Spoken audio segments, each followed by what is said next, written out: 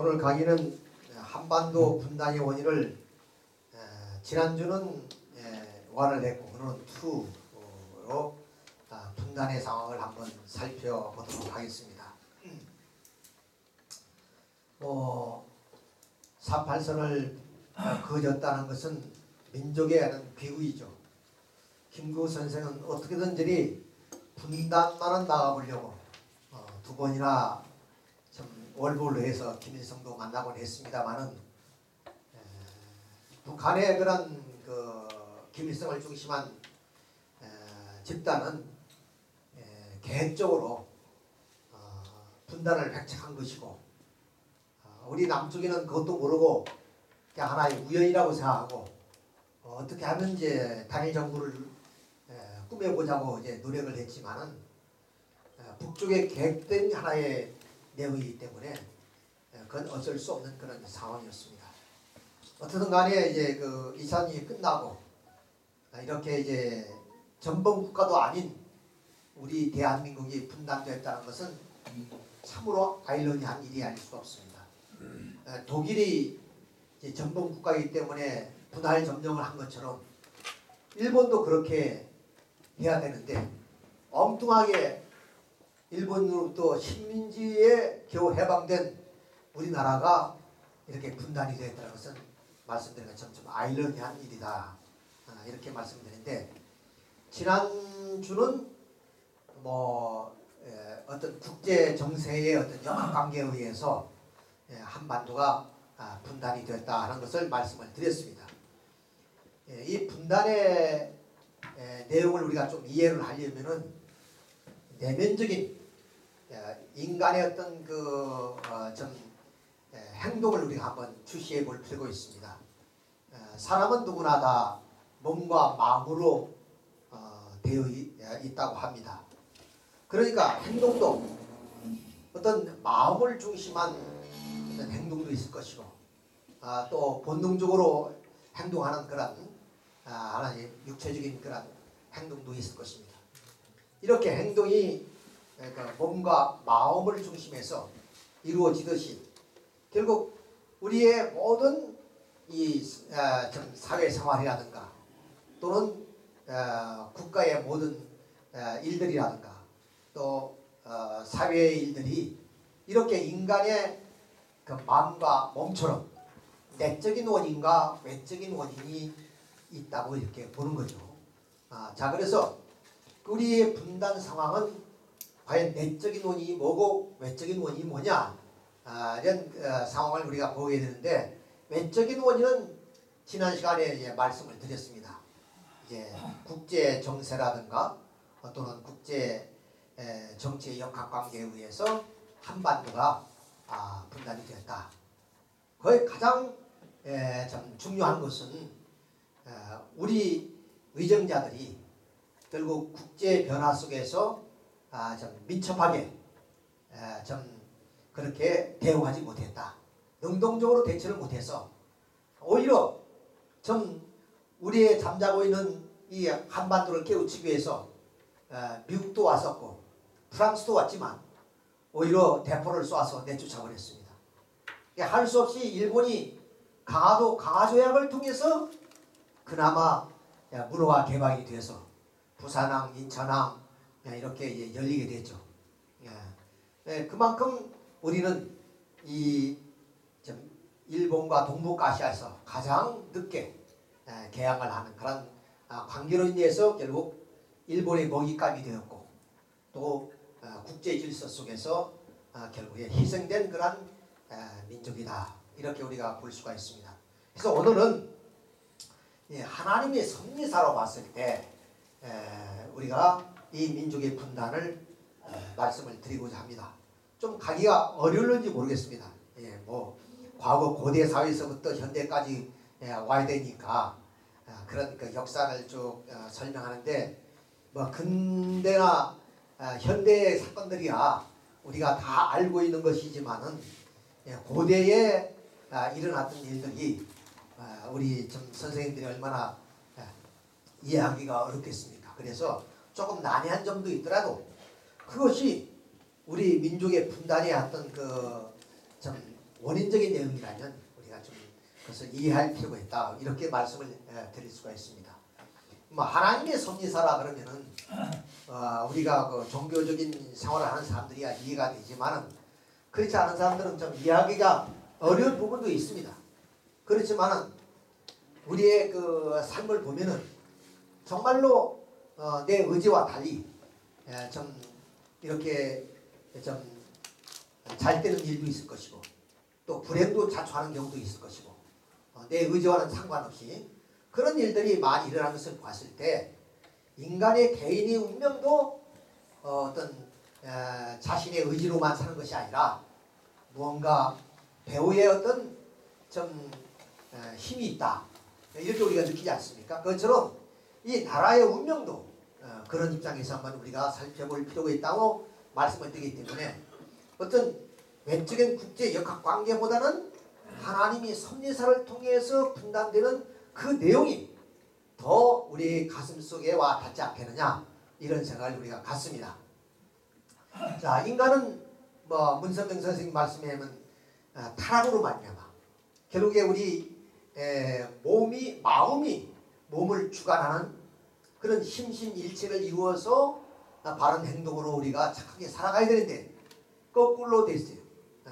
몸이 마음을 주관하는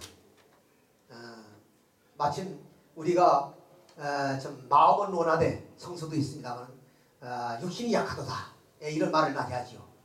마음은 뭔가 착하고 선하고 절제 있는 생활을 하고 싶지만은 몸이 말을 안 듣는 경우가 많지요. 어떤 욕정 같은 것도 야 이런 불륜을 저지르서는 안 되는데 그러면서도 몸의 충동에 의해서 그런 이제 나쁜 행동을 하는 경우도 있습니다. 이렇게 몸과 마음이 이제 분열된 상황, 그것이 결국 가정을 이루고 또 그렇게 해서 사회, 국가, 세계가 이루어지기 때문에 이 세계는 타락으로 인해서 필연적으로 이렇게 선과 악 이런 분열이 될 수밖에 없는 상황이 되었다. 이런 하나의 분열된 상황이 이제 좀 고대에서부터 중세, 근대, 현대 이후까지 이런 분단 상황이 결국에 정치적인 형태로서 또는 우리 인간의 어떤 의식의 속에서 그야말로 뚜렷하게 나타나죠. 그것이 무신론과 유신론, 또 정치와 종교, 경제와 윤리, 물질 문명과 정신 문명, 공산세계와 민주세계는 정치제도까지 이렇게 다 양분대에서 역사가 흘러온 거예요. 그래서 마침 우리 인간의 몸과 마음이 분열되어서 갈등하듯이 세계도 왜? 그런 인간들이 사는 세계가 있기 때문에 그 세계도 그렇게 분열되어서 나왔다 하는 말입니다. 이런 상황 속에서 이제 좀 말씀을 드리겠습니다만은 한반도가 이런 하나의 역사적인 배경을 통해서 분단이 초래됐다 하는 결론적인 말씀입니다. 자, 그러면 이 고대 사회에 있어서의 이런 양분되는 상황이 어떻게 나타나냐 하면은 그것은 나중에 지도를 보여드리겠습니다만은 이 발칸반도, 지중해에 있는 발칸반도를 중심한 그리스 문화와 그리고 소아시아에 있는 이스라엘 나라, 지금은 유대입니다만 이 유대 나라의 그런 하나의 좀 사상을 중심해서 이렇게 양분되는 그런 상황을 말씀을 드릴 수가 있습니다. 자, 그러면 이 고대 사회에서부터 인류 역사 속에는 바로 이렇게 몸을 중심으로 하는 어떤 사고, 그러한 하나의 사상이 싹이 텄고 또 한쪽에서는 이 윤리와 도덕, 종교를 중심한 정신적인 세계를 추구하는 그런 하나의 사상과 종교가 싹이 텄다는 말입니다. 그런 그 인본주의라는 인본주의적 어떤 사고를 가진 그러한 쪽이 어디냐? 그것이 바로 그리스입니다. 그리고 이런 정신적이고 종교적이고 윤리적인 그런 하나의 의식을 더 근본으로 삼는 것이 바로 이스라엘 민족이었단 말이에요. 그래서 이 그리스 쪽에서는 그러면 인간은 이성적 존재라고 생각했던 겁니다. 이성적 존재이기 때문에 바로 우리 인간은 진리를 탐구하는 것이 행복의 길이라고 생각하는 거예요. 그래서 많은 철학자들이 막 그리스 쪽에서 나오죠. 예, 같은 동시대권에서 이 소아시아 쪽에서는 유대민족 속에서는 어디냐? 인간은 타락으로 원죄를 가진 존재이다. 그러니까 인간이 이상과 행복을 이루기 위해서는 어디냐? 신 앞에 절대적으로 순종하고 신을 믿어야 된다 하는 하나의 그런 의식을 갖게 되는 거죠. 예, 이것이 고대 사회에 이런 양분된 그런 하나의 참 문화였고 그리고 사상체계였다 이렇게 볼 수가 있습니다. 그것이 지도에 보이는 것처럼 이렇게 소아시아의 이스라엘 민족과 이 발칸반도로 합니다. 이 지중해인데 여기에 그리스의 그런 나라의 참 철학이 이렇게 나오게 됐죠. 자, 그래서 이러한 그 정신적이고 그리고 또한 윤리적이고 종교적인 그런 사고를 갖는 것을 우리는 신본주의라고 합니다. 신본주의. 그리고 이런 이성을 중시하는 인간을 중심한 하나의 사상을 우리는 인본주의라고 그러죠. 인간을 본으로 하는 그런 하나의 사상, 신을 본으로 하는 그런 하나의 사상 이렇게 볼 수 있습니다. 자, 그런데 이런 두 개의 그러니까 쉽게 말하면 양대 산맥이라고 부를 수 있죠. 이 두 개는 왜 이렇게 분열이 되느냐? 반드시 분단은 통일을 전제로 하는 겁니다. 영원한 분단은 없어요. 영원한 거는. 그러니까 우리 인간도 어떤 때는 사악한 삶을 살지만은 어제 참 인생의 어떤 고뇌를 느끼면서 참 자기가 회개하고 나야 참 과거를 참 되돌아보면서 뭔가 이제는 참이 살아야겠다. 이런 거는 몸과 마음이 하나 되고자 하는 마음 아니에요. 그러니까 이 분열은 통일을 전제하고 있다. 이걸 우리가 생각해야 됩니다. 자, 그래서 그 통일의 단계가 언제 오느냐 하는 거예요. 통일의 단계가 역사 속에 여러 번 있습니다만 그 첫 단계가 로마 시대라고 볼 수 있습니다. 로마 시대. 이래서 그 로마라는 하나의 정치적인 세계를 우리가 평가해 볼 수 있어요. 그냥 로마가 거대한 문명권을 이루어서 유럽을 중심한 세계를 지배했던 나라다. 이러면 좀 그 로마를 보는 생각이 좀 싱거워요. 그런데 이 로마가 그때 이런 정치, 경제, 군사적으로 대국을 이루어서 팍스 로마나 그러잖아요. 세계를 지배했던 이유가 무엇인가?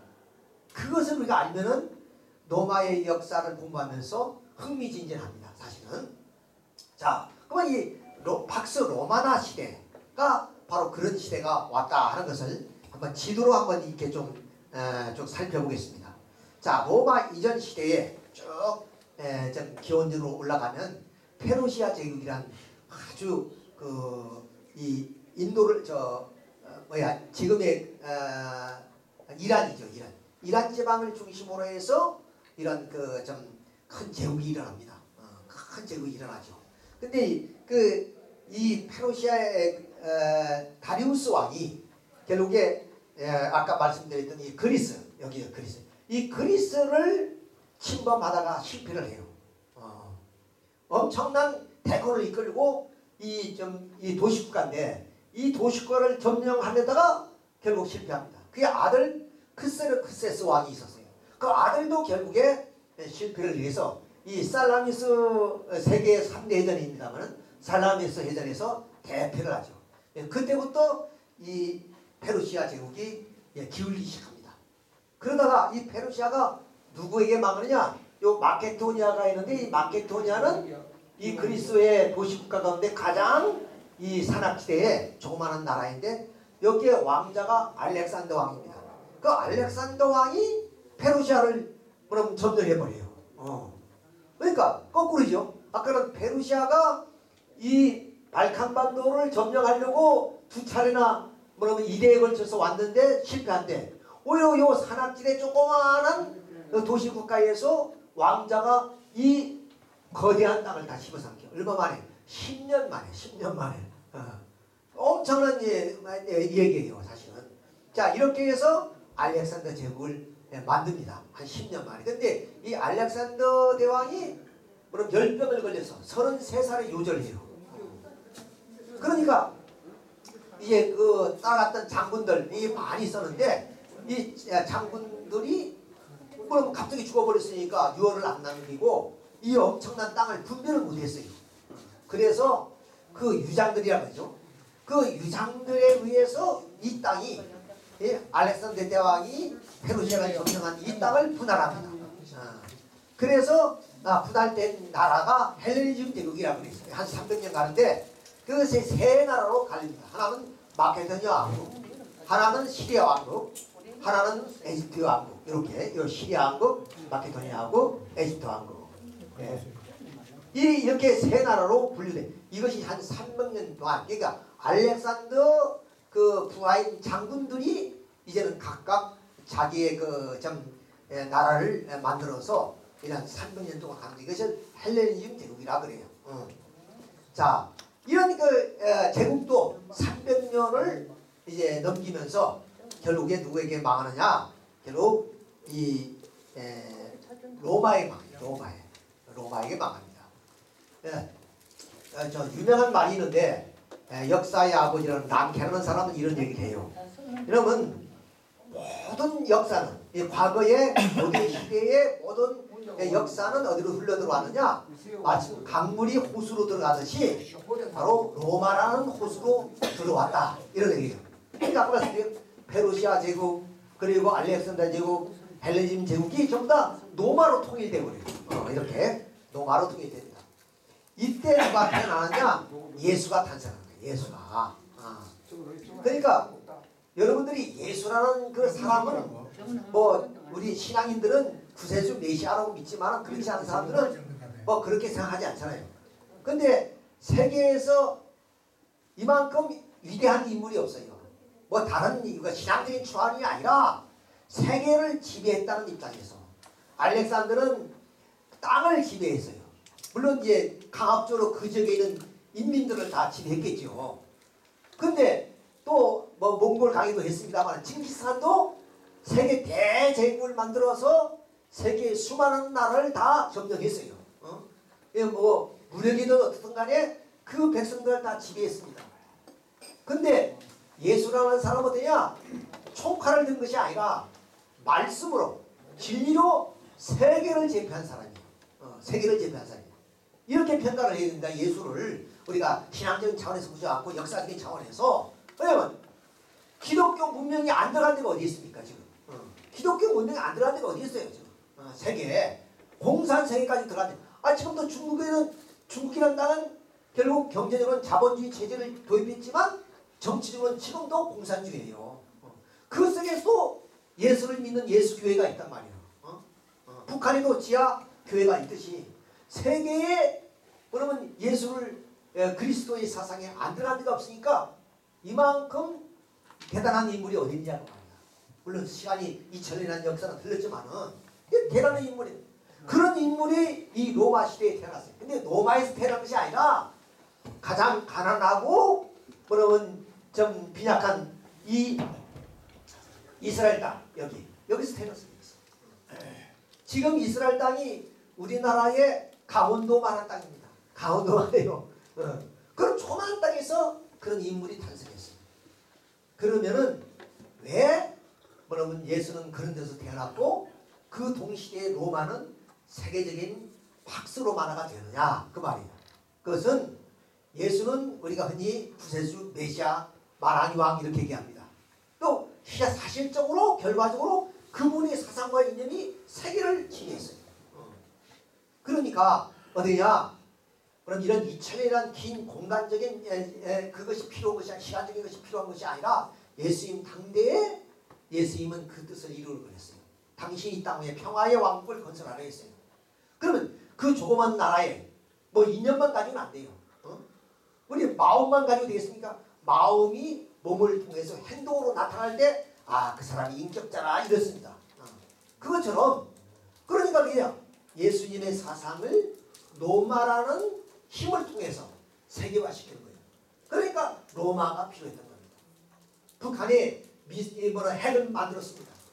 핵만 가지고 있으면 아무 쓸모 없어요. 이건. 섣불의 가치가 없어요. 이건. 왜? 잘못 관리하다가 폭발하면 자기가 죽어요. 근데 이 핵이 왜 무서우냐? 미사일에다가 딱 얹어가지고 쏘면 우리 수도권도 떨어지고 부산도 떨어진단 말이야. 그러니까 이 핵을 나를 수 있는 구마가 필요해. 그것이 미사일이야.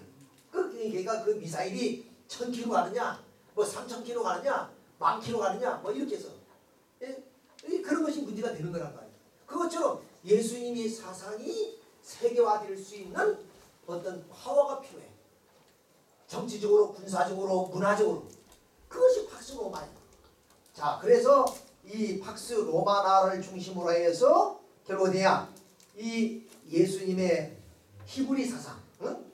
이런 히브리 사상과 그리고 이 헬레니즘 사상이 여기서 만나는 거예요. 로마에서 만나는 거예요. 그러면 그것이 결국 히브리는 신본주의고, 좀 쉽게 우리가 말하는 우익이고, 쉽게 말하면 그리고 그리스도의 인본주의는 좌익이란 말이에요. 우익과 좌익이 하나 맞는 거예요. 우익이 나쁘고 좌익이 나쁘고 우익은 좋고, 또 좌쪽에서는 우익이 나쁘고 좌익은 좋고, 그거 없습니다. 왜? 이 새의 날개는 양쪽 다 있어야 됩니다.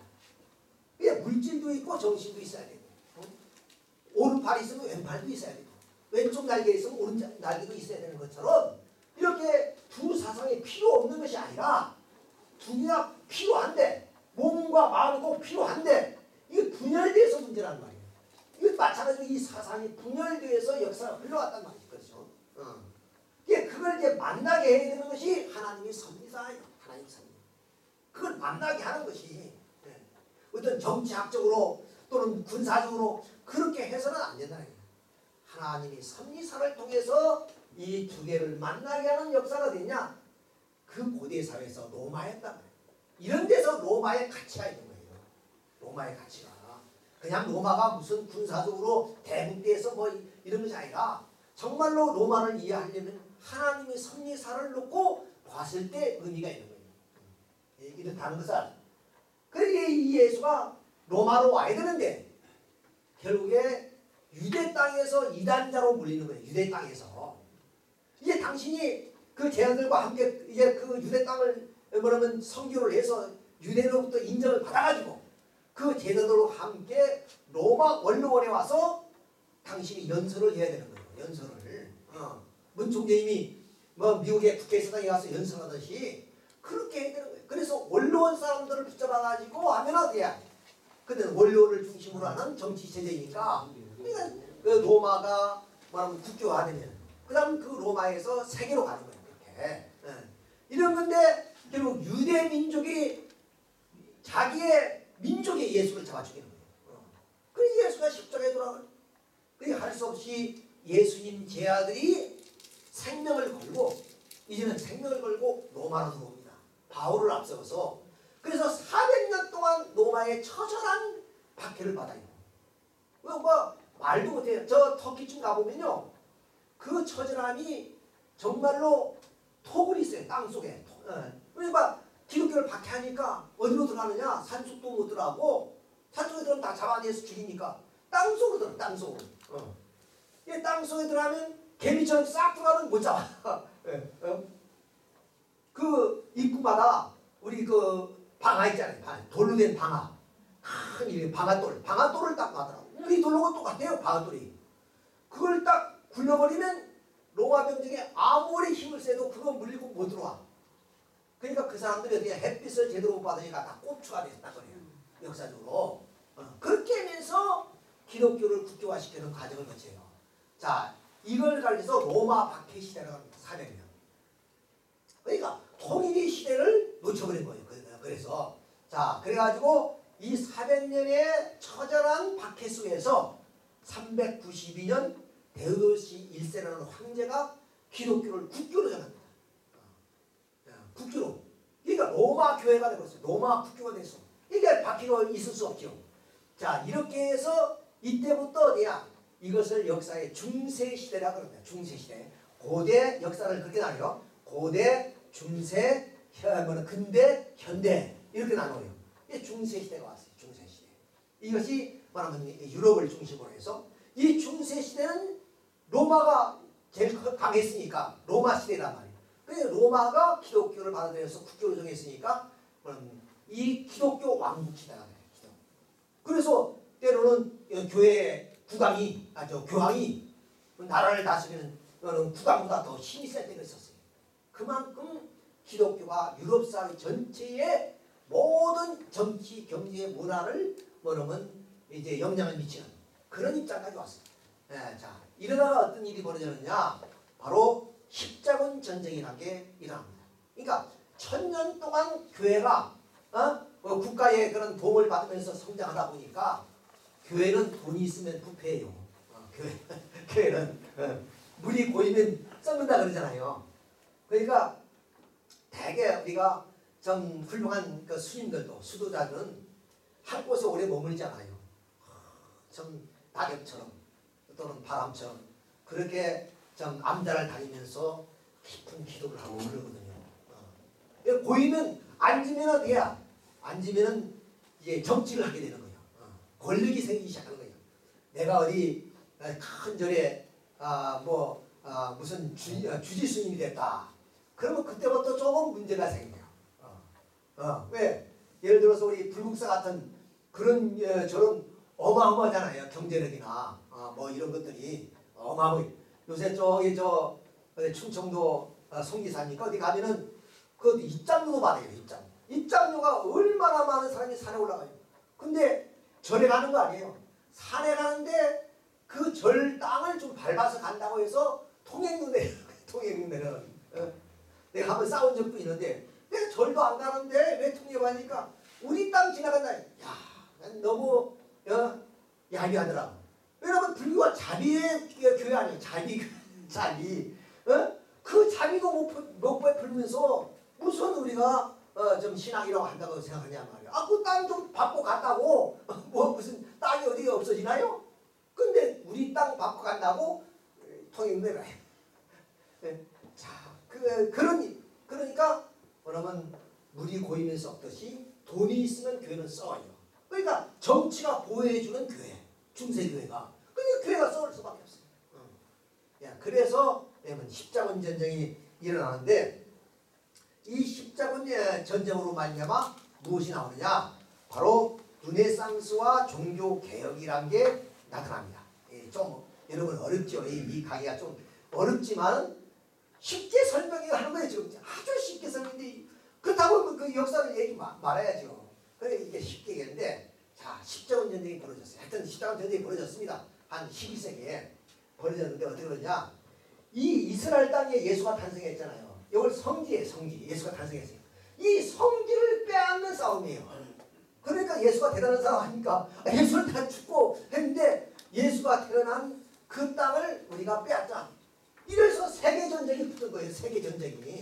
자, 이렇게. 자, 세계전쟁이 붙었는데 자, 여기서 그냥 여기 로마니까, 로마의 중세시대니까 기독교 국가고 요 밑에는 이슬람 국가예요. 이슬람. 이슬람이 요 성지를 빼앗아버렸어. 그러니까 기독교인들이 이 성지를 탈환하기 위해서 전쟁을 해요. 그래서 그러면 이 십자가와 그리고 조생딸이 전쟁이야. 그리고 하나님과 그리고 알라의 신이 싸우면 이거 얼마나 싸움을 했느냐?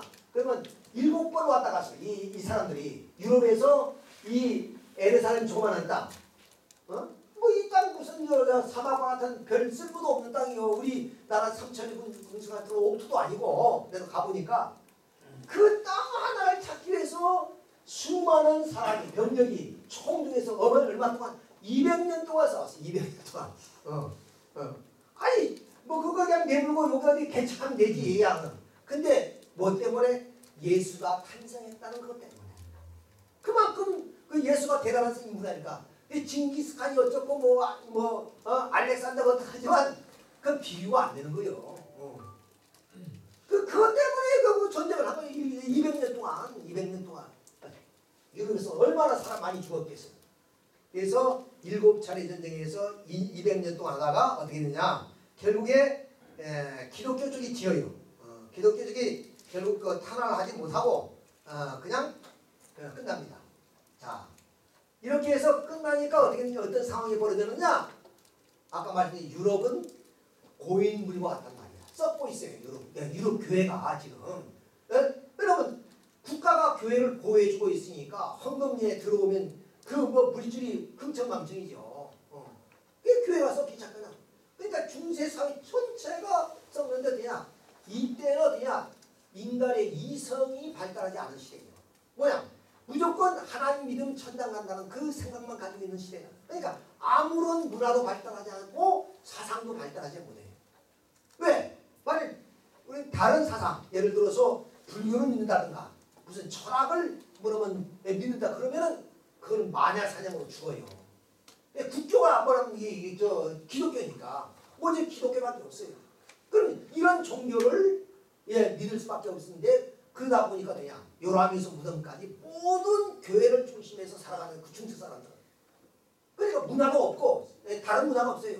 사상도 없고 오직 그것만. 근데 1000년 동안 그렇게 살았다. 우리가 마침 어디 조선시대 성리학을 중심해서 유학을 했잖아요. 그러니까 얼마 전에 어떤 청년들은 이런 얘기했어요. 공자가 죽어야 산다. 이런 책도 있어요. 왜? 공자의 그런 사상에서 우리는 개화도 늦었고 맹자를 공자를 하다 보니까 세상이 뭐라면 흘러가는 줄 우리는 몰랐다 이거야. 그러니까 공자를 죽어야 공자의 사상이 살아야 우리는 그러면 새로운 신문명을 받아들여서 우리가 경제성장도 하고 할 수 있다. 그건 잘못된 얘기예요 사실은. 요새 경제성장 해보니까 어때요? 윤리가 정말로 필요하고 도덕이 필요하고 옛날에 그 정이 넘치는 그 사랑이 그리워진단 말이에요. 돈만 가지고 사는 것이 아니라 자 그런 것처럼 이게 그러니까 500년 의뢰한 성리학을 중심으로 하는 조선 사회가 결국에 공자를 맹자를 하다 보니까 결국 윤리와 도덕적으로는 그야말로 좀 사회의 질서를 잡혔지만은 경제가 성장 못했단 말이에요. 그렇죠. 유럽 사회는 거꾸로 윤리와 도덕이 타락해버린 거예요. 결국 어떤 문화도 들어올 수가 없었고 잘못하면 마녀사냥하는 거예요. 그냥. 그래서 엄청나게 많은 사람이 죽었어. 이 사람이 마녀하고 뭐 관계있다. 손만 대면 잡아다가 화형시켜 죽여버렸단 말이야. 그 어마어마하고 무시무시한 사회였어요. 그런 사회에 전쟁이 일어났어요. 그러니까 옛날에는 어디 전쟁이 일어나면은 지금은 통신도 교통도 있으니까 그렇지만 옛날에는 그런 것이 없으니까 물론 외래 문화가 들어올 수가 없어요.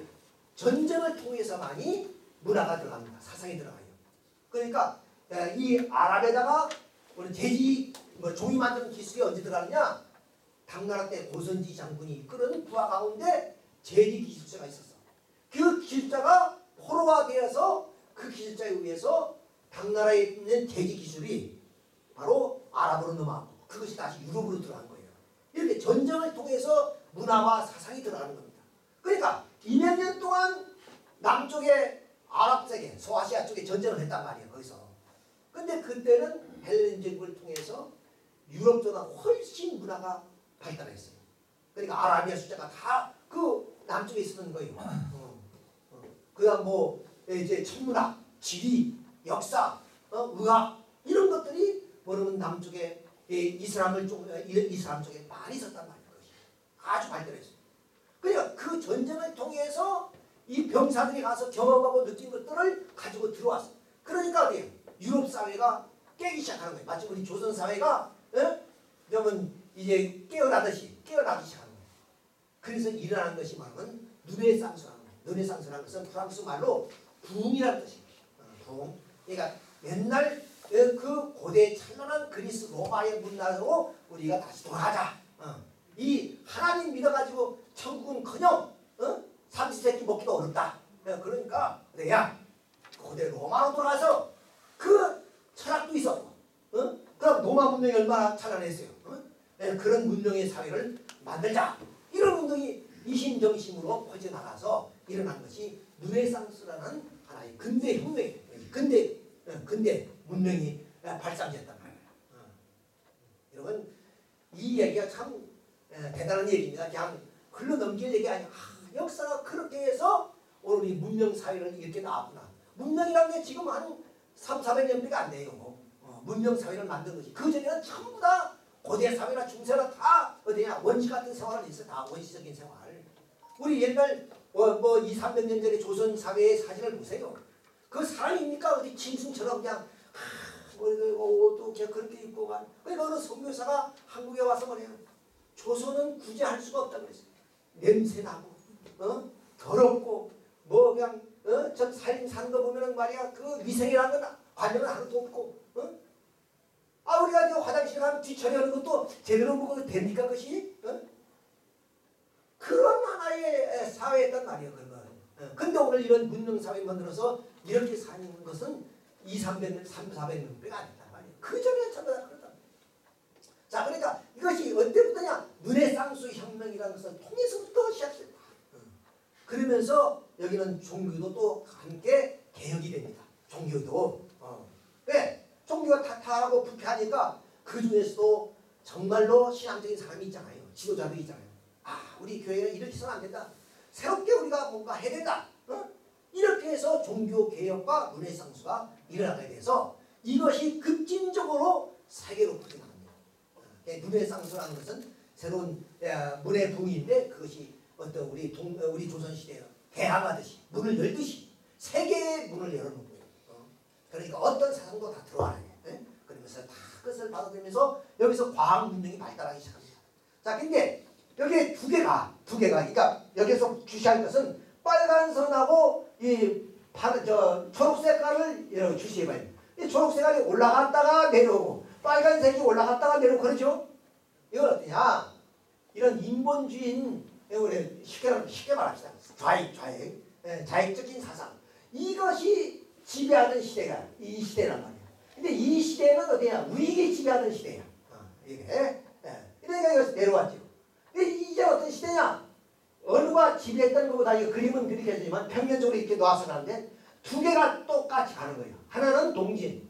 그러니까 결국 이 인본주의인 하나의 사상은 어디냐? 동진으로 했으니까 저 영국에서 어디 러시아를 거쳐서 그 다음 아시아로 그 다음 아메리카로 이렇게 가는 거고. 그리고 이 서진 어디냐? 종교개혁은 영국에서 미국으로 돌아서 미국 돌아서 우리나라 동양 쪽으로 들어오는 거예요. 이건 서진이라. 이렇게 해서 두 주의와 사상은 여기서 통일을 해야 되는 못했죠. 여기서 해야 되는 거예요. 여기서 해야 되는데 여기서 기독교가 부패해서 못했단 말이야. 그러니까 다시 이것이 분할되어 가지고 세계를 향해서 가는 거예요. 세계를. 자, 세계를 가니까 동진한 하나의 인본주의 사상은 프랑스 혁명, 1830년 공산당 선언. 공산당이 그래서 여기서 나온 거예요. 공산당이 유물론이. 그 다음 이제 러시아 혁명. 그 다음 중국이 공산화됨.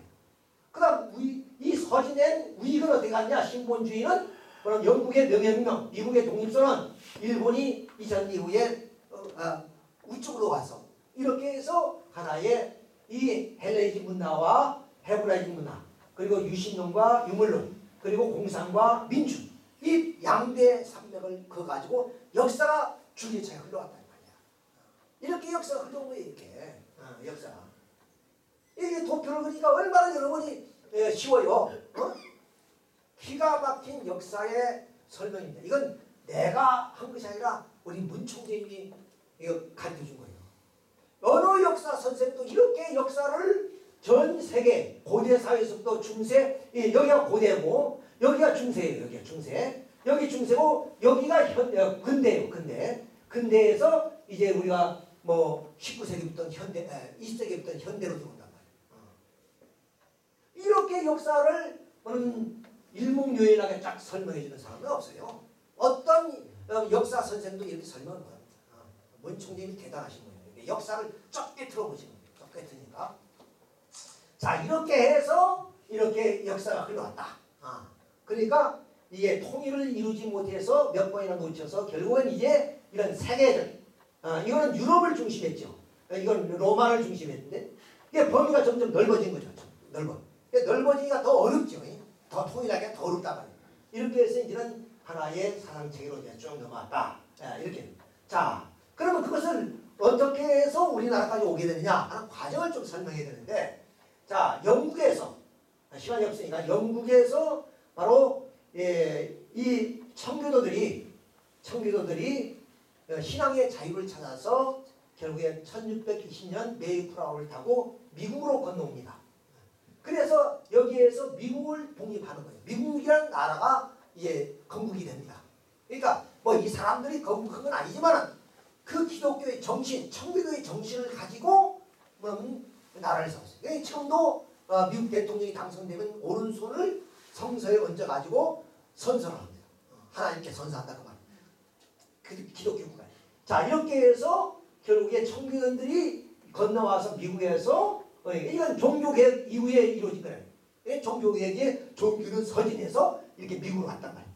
그러면 이 영국에서 또다시 무슨 사건 1848년에 칼 마르크스가 엥겔스와 더불어서 공산당 선언을 해요. 공산당. 이때 비로소 그러면 이 진화론이라든가 인본주의 적인 하나의 사상이 어떤 정치 형태로 딱 나타나는 거예요. 그것이 공산당이에요. 세계의 필연. 이때 칼 마르크스가 공산당 선언하면서 무슨 얘기를 하냐? 요괴가 유럽에 나타난다. 요괴라는 뭐야? 정체불명의 그런 사악한 존재 아니에요. 그런 존재가 유럽을 배하고 있다고 선언합니다.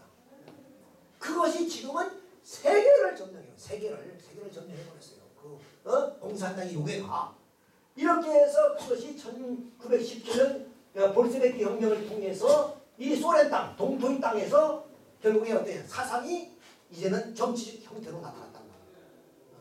이거 무서운 겁니다. 사상이 머릿속에 있을 때는 별거 아니에요. 별거 아니란 말이에요. 근데 그것이 땅에 착취해가지고 정치 형태로 나타나면 그건 무서운 존재가 된다. 예를 들어서 우리가 저번에 무슨 당이 하나 있었죠. 당이 해체된 그 당이 있었잖아요. 그런 당도 통진당이가 돼. 그 당이라는 어떤 정치 형태를 만드니까 무서운 거란 말이야. 그것이 그냥 우리 마음속에 있을 때는 별거 아니에요. 그것처럼 공산당이 이런 정치적 형태로 나타났다. 자, 그래서 결국에 공산주의가 이 땅에 탄생하는데 미국에서는 이 링컨이 민주주의란 제도를 세우면서 어디야? 선교사를 통해서 한반도에 미국의 민주주의가 들어옵니다. 기독교와 함께. 그 다음 어때요? 이 독립운동가를 중심으로 해서 이 소련과 중국에 있었던 공산주의 사상이 이 독립운동가를 통해서 한반도에 들어온다. 그래서 이 고대 로마에서도 흘러나온 두 개의 양대 산맥이 결국에 한반도에 들어와서 결국 한반도에 38선을 그어왔다. 그럼 해방 이후 어디냐? 북쪽에는 철사부부를 이끄는 소련군이 주둔했고, 그리고 남쪽에는 하지 중장이 이끄는 미군이 들어와서 38선을 중심으로 해서 투여한다. 그러니까 결국에 서두에 말씀드렸습니다마는 독일이 전문국가니까 분할 점령되듯이 일본이 분할 점령되는데 일본 대신 한반도에 들어왔다는 거예요. 이것이 아이라는 일이지만 하나님의 섭리사에 따라. 그러니까 우리 민족은 어디야? 세계의 역사에 모든 것을 탕감하고 가야 될 운명적인 민족으로 태어났어요. 우리가 931번이나 외침을 당해서 고난의 길을 걸어온 민족이지만 그 배후에 하나님이 이 민족을 사랑하는 내용이 있다. 예. 우리가 기대가 크면 실망도 크듯이 고난이 크면은 또 축복도 큽니다. 그렇잖아요. 큰 일을 하는 사람이 그냥 승승장구해서 막 유명 인사가 되고 그러지 않아요. 엄청난 고난을 겪어서 그야말로 지도자가 되고 유명 인사가 되는 것이지. 우리나라가 그렇게 고난의 길을 역경을 걸었고 일본이 짊어져야 될 힘을 우리가 대신 짊어진 이유가 있어요. 그것은 하나님이 이 나라를 사랑하기 때문에 동해물과 백두산이 마르고 닳도록 하나님이 모아서 우리나라 만세 그랬잖아요. 그것처럼 하나님이 이 나라를 무언가 좀 세우고 싶어서 사랑했기 때문에 일본 대신 우리가 분단의 그런 아픔과 서름을 가지고 지금도 그 상처를 치유하지 못한 채 살아가고 있는 이유가 있어요. 이유.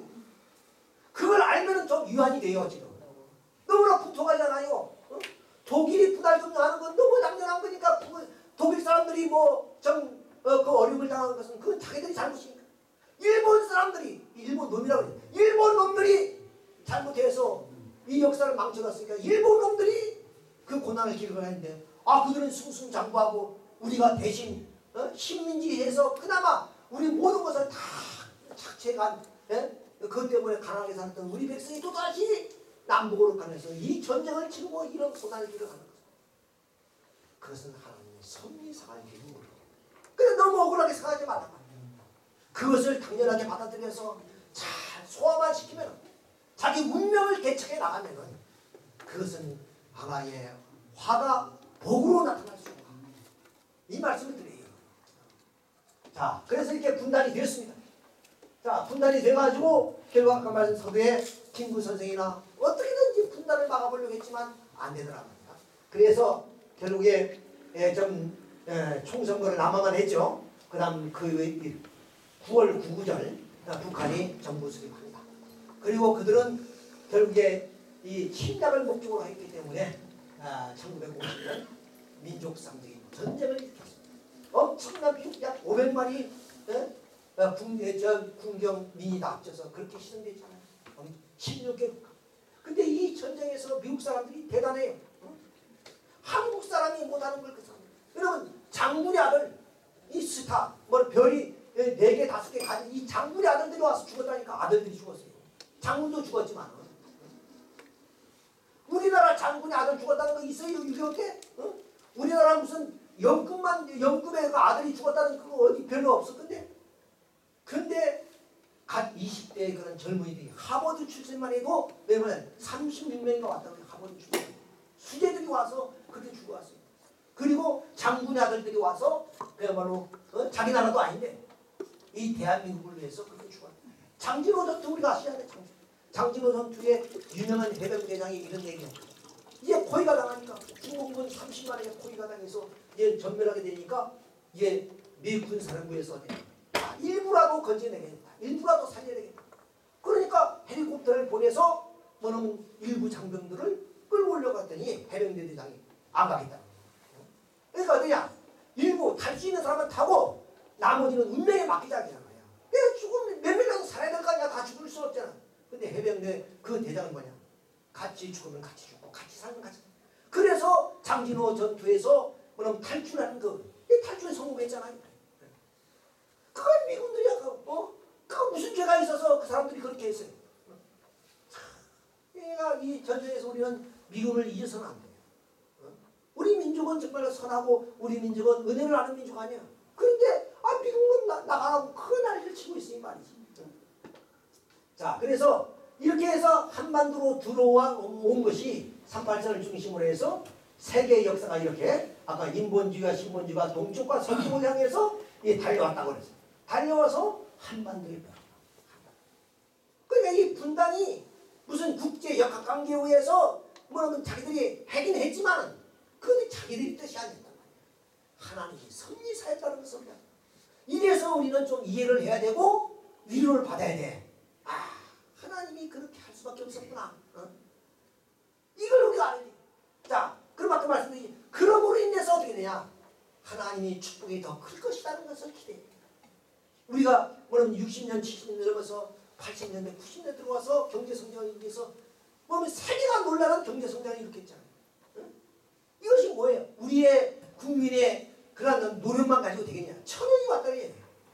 가정이 잘 되려면 가훈이 있어야 되고, 자기가 공무를 하더라도 그런 운을 타고 나야 된다 그러잖아요. 그럼 나라도 국군이 있어야 돼. 국군이 왔기 때문에 그렇다. 국군이 왔다. 자, 일본은 안보는 미국이 처리해줬어. 안보는. 그리고 한국 동양이라는 호재를 만나가지고 경제성을 폭발적으로 일으키게 했어요. 근데 우리는 한 손에는 괜히 들고 한 손에는 총칼을 들어서 안보도 책임져야 되고 경제 건설도 해야 되고 피나는 노력 가운데 30년 만에 이렇게 했다. 이거 기적이에요, 기적. 그러니까 하늘이 은혜가 운이 닿지 않고서는 안 되는 그런 일이다. 그래서 3.8선이라는 것은 분단이요 그리고 민족의 분열이 이전에 몸과 마음 고대 사회에 몸 마음이 분열되어 있죠. 아담과 해가 타락해서 그 다음 물질과 정신 무신과 신이 없다. 신이 있다는 무신과 유신 그리고 관념론과 유물론 이런 분열 현장이 어디냐? 세계를 한 바퀴 돌고 와서 한반도에 딱 정착했단 말이야. 그러니까 세계를 대신해서 일본을 대신하고 세계를 대신해서 한반도가 희생의 양이 되는 거예요. 희생의 양. 희생이야. 일생의 분단이 되어졌다. 그래서 여기서 뭐냐면 가인적 인생관인 공산주의가 북한의 뭐냐면 김일성을 중심해서 북한 정권을 만들었고, 그리고 아벨령 인생관을 중심한 민주주의는 이승만 대통령을 중심으로 남한 단독 정부가 설립돼요. 이 북한에 어떻게? 그러면 이 북한은 어떻게? 북한에는 주체 사상이라는 그 사상을 통해서 김일성이가 어버이가 됩니다. 어버이가 돼요. 이것이 무서운 사상이에요. 자, 스탈린도 죽으니까 그걸로 끝났어요. 크루시프 죽으니까 그랬고, 레닌이 죽으니까 다 끝났어요. 모 대통령도 죽으니까 다 그 시대가 다 지나갔어요. 근데 김일성이는 죽어도 유은통수합니다. 주석이 안 나오잖아. 주석이 안 나오잖아요. 왜? 주석은 영원하니까. 이것이 뭐냐면 김일성이 이 주석을 통해서 이 국민과의 약속이야. 쉽게. 나는 아버지요, 너희들은 내 자식이다. 부자지 관계를 맺고 죽었어요. 자, 그렇기 때문에 이 북한 주민들은 어디야? 이러한 하나의 우리가 보더라도 무시무시한 이런 군사 퍼레이드를 보십시오. 이런 체제가 유지될 수 있는 거예요.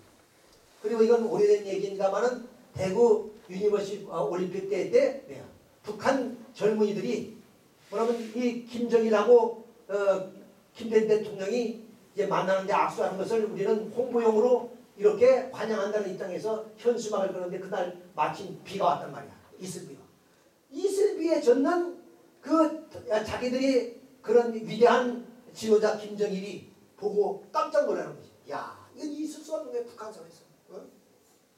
어버이 수령이고 위대한 지도자가 어떻게 해서 바람에 나비끼고 뭐라면 이슬비에 젖을 수 있느냐 이거. 그래서 그것을 떼어가지고 지금 항의하는 눈빛이 이럴 수 되겠냐. 이것이 북한의 젊은이들이 무서운 모습이에요. 우리 대한민국의 우리 대통령이 이렇게 그러면 비만 한다고 걷어낼 젊은이가 어디 있어요? 그냥 이 사람들은 일당백을 할 수 있는 무서운 사상을 가지고 있고 신념을 가지고 있어요. 신념을 가지고 있어요. 그러니까 그런 신념에 차 있는 사람하고는 싸울 수 없습니다. 백전백패예요. 백전백패. 우리는 뭐 현대적 무기를 가졌다고 자랑하지만 그들은 배골로만 가면서 어디냐 이런 사상에 뭐라면 철두철미한 그러한 사상으로 좀 뭉쳐있다는 것을 우리가 강구해서는 아니 된다. 이런 말씀을 드리고 싶습니다. 어쨌든 간에 자 이렇게 해서 결국에 이 한반도를 중심으로 하는 이런 하나의 좀 분열은 통일을 전제로 하고 있는데 이때 뭐냐면 거짓 부모가 나왔잖아요. 김일성이가 다 북한 사회 그러니까 그 대신 어디냐 상대적인 입장이니까 남쪽은 어디냐 참 부모가 나와 있네. 정치적 지도자 가지고는 안 된다. 그야말로 그런 참부모 사상이 나오지 않고서는 이 국민을 통합시킬 수 없고 그리고 거짓 부모를 이길 수가 없단 말이에요. 자, 그래서 이제 문선명 총재님은 뭐는 북한의 주체 사상을 주장하잖아요. 그 대신 3대 주체 사상을 발표합니다. 어떤 식이냐? 자, 사람은 어디냐? 어떤 자리든지 주체적 그런 입장에서 살아야 되는데 그 주체란 것이 지배하고 그리고 그런 주관하고 힘을 발휘하는 자리가 아니라 바로 가정에서는 부모와 같은 자리다. 부모가 희생하고 봉사하고 사랑을 베풀고 그 다음 어디냐? 어느 회사나 또는 우리 사회에서는 이 나라를 내 것처럼 생각하는 주인의식을 가져야 된다. 그것이 주체적인 사상이다. 그리고 어디냐? 학교에서는 스승 같은 그런 사상을 가져야 된다. 오늘 스승이 없다 그러는데 스승 없다. 주인이 없다 그러고 부모가 없다 그러잖아요. 이 사람이. 그냥 오늘 우리 사회는 이 스승이 필요하고 주인이 필요하고 부모가 필요한 그런 3대 주체 사상을 문 총재님은 그렇게 역설하고 있어요. 역설하고 있어요. 이 3대 주체 사상을 우리가 간다면은 통일이 멀지 않았다. 우리 사회에 앞으로 희망이 넘치는 거예요. 그리고 우리 청소년들에게 어려운 청소년들을 뜻할 것이 아니라 우리 어르신들이 먼저 참 부모가 되고 참 주인이 되고 참 스승의 자세를 가져야 된다. 우리 여기 선생님들이 뭐냐면 근대화에 앞장서서 오늘 이 나라를 뭐냐면 경제 성장을 이런 하나의 위대한 공적도 있지만 이제 마무리 지어야 될 것이 뭐냐? 우리 청소년들에게 참부모가 되고 참중이 되고 참스승이 되어서 정말로 우리 전통적인 문화를 전수해주고 사람이 사는 근본 도리를 밝혀주지 않고서는 안 된다. 그럴 때만이 사상적으로 문화적으로 윤리적으로 저 통일을 극복해서 3.8선을 극복해서 남북 통일로 이어질 수 있다. 이런 생각. 이것이 우리에게 중요한 과제입니다. 경제 성장 가지고는 안 됩니다. 선진국 보세요. 전부 다 부패하고 타락하고 청소년들이 윤리적으로 타락해서 희망과 꿈을 다 접었잖아요. 지금은 무슨 장가도 뭐 3포 시대, 4포 시대, 5포 시대 그래요. 장가도 안 가고 식당도 안 가고 연하지 애기 낳는 것도 다 포기하고 다 살아야 이건 뭐예요? 결국 물질 때문에 그런 거예요. 물질 때문에 돈 때문에 누가 더 많이 가느냐 이것이 오늘 경쟁이에요. 누가 더 참부모가 되고 참중이 되고 참스승이 되느냐 이 경쟁을 해야 되는데 그것이 아니라 누가 더 많이 가느냐예요. 30평짜리 아파트에 살면 45평짜리 안 사는 친구가 부러워. 나도 그렇게 45평짜리 살고 싶다. 그 욕망이 그거는 생활에 편함은 주지만은 그러나 그것이 행복의 조건은 아니에요. 그것이. 사회가 풍요롭고 행복할 때 나 개인도 행복한 거지. 나 혼자 행복하면 뭐 하겠습니까? 그래서 더불어 사는 그런 한 사회는 참부모, 참스승, 참주인이 필요한 시대. 이런 시대가 우리가 필요한 그런 시대다. 그래서 우리 좀 애국가에는 동해물과 백두산이 마루가 닳도록 하나님이 보호하사 우리나라 어디까지 보호해 준다고? 동해물이 마르고 백두산이 닳도록 우리나라가 보호해 주겠다. 너희들이 분단돼서 그 아픔과 고통 931번이나 외침을 당해서 엄청난 순환의 역사를 갖지만 그것은 내가 너희들을 사랑해 주기 위해서 단련시키고 훈련시키는 역사다. 그렇잖아요. 응? 우리가 뭐 큰 기업체의 뭐 후계자들은 후계자 교육을 받잖아요. 그 과정이 어렵잖아요. 아니 뭐 좀 MD 과정도 거쳐야 되고 뭐 여러 가지 많은 그런 고난을 겪어서 후계자로서 선정되듯이 그야말로 이 나라가 세계의 중심적 국가로 세우기 위해서 하는 그런 고난 속에서도 하나님을 버리지 않는 그 마음으로부터 우러나오는 충성의 마음, 그 심령의 마음, 하늘을 사모하고 그런 마음이 있는 민족을 찾아서 오셨다 그 말이에요. 그래서 우리 애국가에도 건국감리 세계의 조화의 64개의 근본되는 사태가 건국감리고 그것은 하늘과 땅, 광명과 그리고 천지를 의미하는 것이죠. 그리고 또한 해와 달, 또 봄산, 사계절 이건 조화입니까? 봄의 계절, 그 다음 동서남북 사방성 이런 것들이 여우러진 세계가 바로 대한민국입니다. 그래서 이 대한민국은 종적인 모든 역사의 문명 그러니까 고대 사회에서부터 오늘 현대에 이르기까지의 이런 종적인 모든 문명이 이제 이 한반도를 중심해서 횡적으로 그러니까 종과 횡이 있어야 돼요. 수학적으로 말하면 Y선과 X선이 있어요. 거기에 제로선이 바로 이 한반도란 말이에요.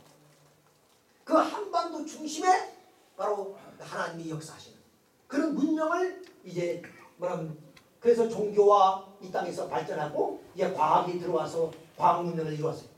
그래서 이 나라 대한 정신 문명과 물질 문명이 뭐라면 통일되는 그런 그러니까 결국 상고의 고통을 통해서 옥동자가 태어나듯이 이런 분단과 아픔과 고통의 그런 역사 속에서 이 나라에 이런 위대한 문명이 탄생하는 그런 한민족입니다.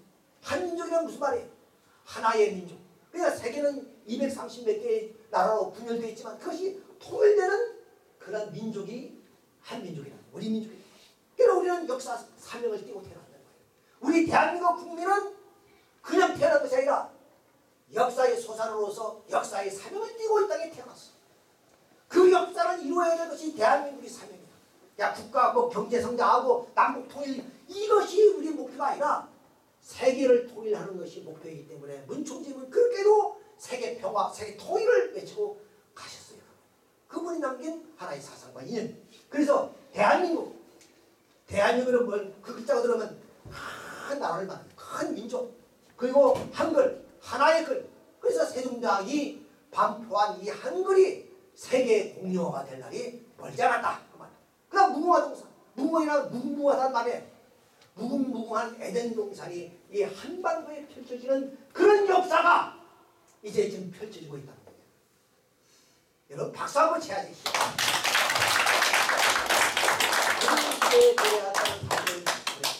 그러니까 분단의 아픔 고통을 잠시 잊어버리고 이제 하나님의 섭리사를 통해서 이 민족의 위대한 축복이 이제 이미 왔어요. 그래서 경쟁을 그래서 우리 한민족은 세계를 이끌어야 될 중심 민족이고 우리의 말은 세계의 공통 언어가 될 것이고 우리 글은 세계의 공통 글이 될 것이고 그래서 우리 종교님은 한글을 꼭 반드시 읽어야 된다. 당신의 말씀은 번역해서 안 된다. 한글로 읽어라. 세계 사람들이 한글을 배우러 오게 된다. 그래서 이 나라는 이제 끝없이 세계를 향해서 가고 있습니다. 이제 아픔도 잠시입니다. 희망과 꿈을 안고 여러분들이 이러한 위대한 민족을 여러분이 아들과 딸들에게 잘 설명해서 정말로 이 나라 백성으로 태어난 것을 자랑 속에서 하는 우리 선생님이 되시기를 바라면서 오늘 강의를 마치도록 하겠습니다. 네.